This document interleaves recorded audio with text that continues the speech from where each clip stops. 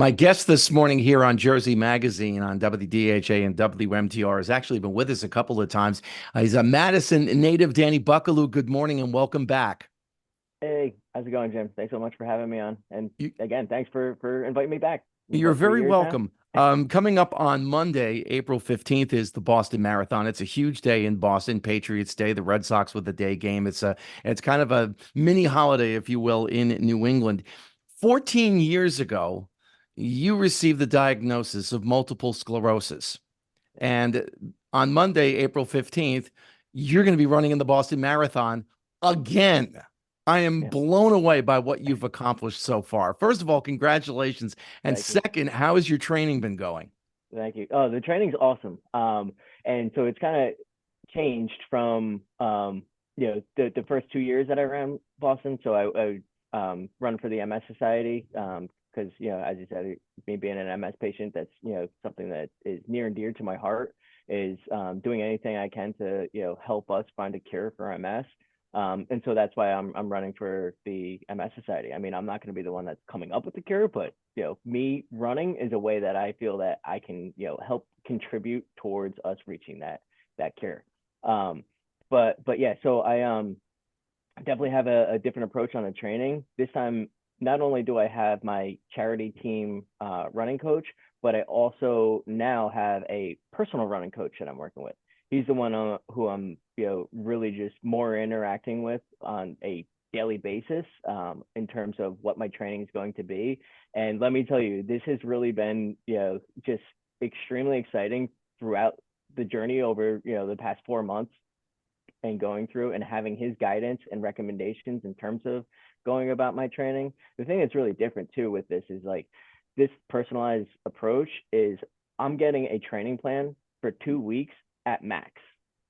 And then based off of how I performed in the training over the 2 weeks, he will then adjust whatever needs to be changed on the training plan that he's providing to me, and then giving me the next 2 weeks. Whereas the original plan was more of a kind of cookie cutter marathon plan for the training that basically was like, okay, each week this is what you're doing, and was a plan for over 20 weeks. So now with this, I really have a personalized approach in terms of my support and guidance. And yeah, I've never run more in my entire life. But at the same time, I've never felt stronger. I've never felt fitter. I've never felt faster. And even the big thing that comes into play too is just the whole strategy on running long distance. Yeah, when I was much younger and running, it's like as soon as the gun goes off and it's time to start, I'm just going as fast as I possibly can until there's nothing left in the tank, completely running out of gas. Now, no, that's not at all how I'll be, strategizing or pacing at all. It's really looking at each mile or chunk of mile, so to say, and coming up with a slower pace. So then you're actually faster at the end of whatever the distance is that you're running. And that's what I've been working towards. So What prompted you to decide I'm going to run the Boston Marathon in the first place? in the first place, in battling MS, I've been receiving a multitude of different treatments along the course. And it just so happened this latest treatment that I had taken, it was infusion, and the way that it's administered is the first year it's 5 days of infusion, and then you're done for the rest of the year. And then the following year you go in for 3 days of and then receive that infusion. The infusions themselves, they take anywhere from 8 to 10 hours, and so it's a big chunk of time that you're putting towards this.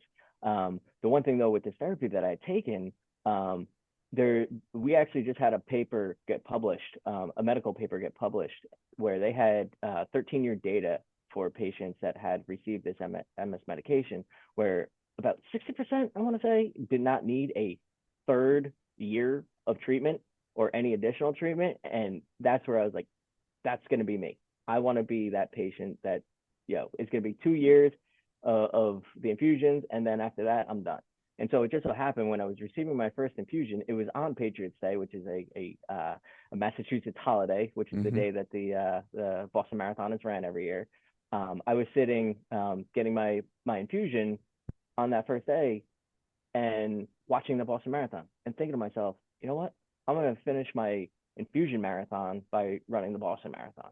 And so that's where I got the big idea. And, and I did not know really much about the Boston Marathon and how it's the oldest and most prestigious marathon in the entire world, and how tough it's to get into. I thought I could just go sign it up for it like any other race, and no, no, you either have to qualify to get into the Boston Marathon, or you have to um, go the charity route and agree to raising a significant amount of donations. So for me, I had to raise over $10,000 to run as part of the charity team, which thankfully I'm there. And huge thank you to everybody that has donated and supported me through all of this and helping me even get to the starting line at the Boston Marathon. And yeah, it's just been fantastic to have all of this support. And every dollar that gets sent my way is going to the MS Society or the National MS Society, and helping patients who are impacted by MS be able to live the best quality of life that they possibly can. So One of whether the you're a things patient that I've yourself or noticed, caregiver, sorry. I'm sorry, no, go ahead, finish. I was gonna say yeah, and it's not even just patients; it could be a caregiver as well. So anyone relatively impacted by MS, is benefiting from what the MS Society does. One of the things that I've noticed about you in our conversations over the past few years, Dan, is your positive attitude. How much of a factor is that? Because, after 14 years, the majority of people who have been diagnosed with MS, as you know, are in a wheelchair. They're not about to go out and run the Boston Marathon. How much of a factor is having a positive attitude? It's huge. It's huge. I mean, there was a point through my MS journey where I didn't really necessarily have a positive attitude. It was took a while for me to get to the mental state that I'm in today.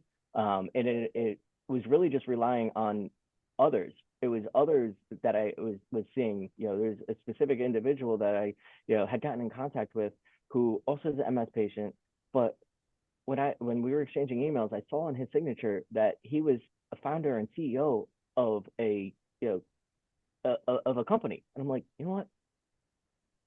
He's hugely involved with the MS community. He's a founder and CEO of a company. That to me was like a light bulb went off. Aha! Like life's not over after you have an MS diagnosis, and that's kind of what really got me, a change in my mindset in terms of, okay, yeah, this is awful right now. I'm barely even able to walk. I'm barely able to even put a sentence together. I'm having issues with my vision.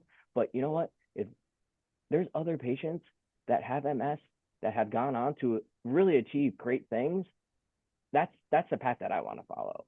Why can't I do that? And so that's really what changed my overall mindset in terms of coming out of that kind of dark phase of my life of not thinking that there was much ahead, and now just completely changing that and trying to do everything that I possibly can and to just get better as much as I can at everything that I'm doing, because now I have the opportunity. I've been in the place where things I had taken for granted had gotten taken away from me, and now almost having a second lease on life and being able to do those things again has really just been something that like I'm gonna take full advantage of. And I understand that there's something really big coming up that you and I were kind of alluding to in our conversation before we came on the air. Tell us about that, Dan. Yeah. So I'll be running Boston Marathon. I got my big goal in terms of the overall time. I want to break 4 hours this year. So first time I ran Boston, I did it in about a little under 6 hours. Last year when I ran, I did it in a little under 5 hours. This year I want to do it well under 4 hours. I feel like with my running coach and all the work that I've been putting in, that I'll get there. But then I, you know, just was fortunate to also have an opportunity like through my employer, who's a French company. We have the Olympics coming up in the end of July, early August, and they're one of the main sponsors. And I have been blessed and fortunate enough to be able to have received a bib to go run the Olympic marathon route. Not an Wow. Olympic marathoner. They will still have the the fast Olympians running their events, but what they're doing in this year's games, the theme of the games actually this year is Games Wide Open. And so what Paris and the Olympic Committee are looking to do is get as much community involvement in the games as possible. There's things going on with cycling. There's things going on some of the other events where they're going to have like community members partaking in some of the games, or some of the events. And so the thing that I'll get to do is I'll get to run Marathon pour tout Paris. So translate that to English is it's Marathon for all Paris. And That's going to be on August 10th, where I'll get to go run the same marathon course that the Olympians are going to be running. So August 10th, the men are going to run their race for the Olympics that morning. Later that night, they're going to open up the course to 20,024 community runners or civilian runners. It's a playoff of the year 2024. And so we're going to run that same exact course that the men had just run earlier in the day for their event. The other thing that's really cool, which has never been done before in Olympic history, is they're actually going to close the games with the women running the Olympic Wow. marathon. Ever since the marathons have started, it's always been the men's marathon that would be, the final event to wrap up the summer games.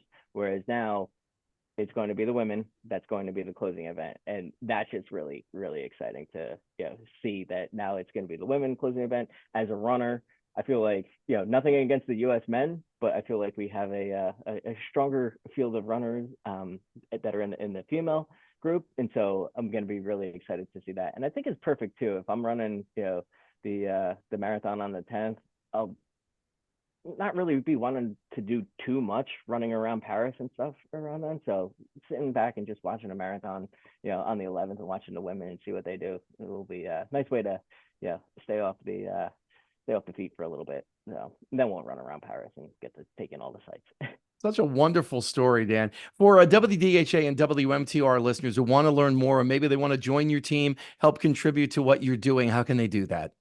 So if you go onto the MS Society website, they have links for all different types of events that they're doing. And it's not always Boston; it's nationwide, where they have events, because that's one of the things too. Is like, so I'm going to be running Boston this year. I don't know if I'm going to run Boston again until I actually get my Boston qualifier. So that's going to be another hour that I need to cut my time down by. But yeah, so I'm gonna definitely be running obviously other marathons to be able to get my Boston qualifier, and so one of them might be New York or Chicago. And so that's the other thing too, is the MS Society has teams that are partaking in marathons all across the country. You don't need to be a marathoner to get involved with the MS Society. They have walks that are all over the country as well. They have other different events, whether it's the climb to the top at a certain stadium and things like that. They'll do. There's also bike events, so there's all types of different kind of challenging, fun physical activities that you can do that get supported by the MS Society to help contribute. Well, this is wonderful, and I can't thank you enough for joining us this morning. And best of luck in the Boston Marathon. Again, that is Monday, April 15th, as Dan Buckelew runs it again. Congratulations again, and best of luck on the 15th. Awesome. Thanks so much, Jim. I appreciate that.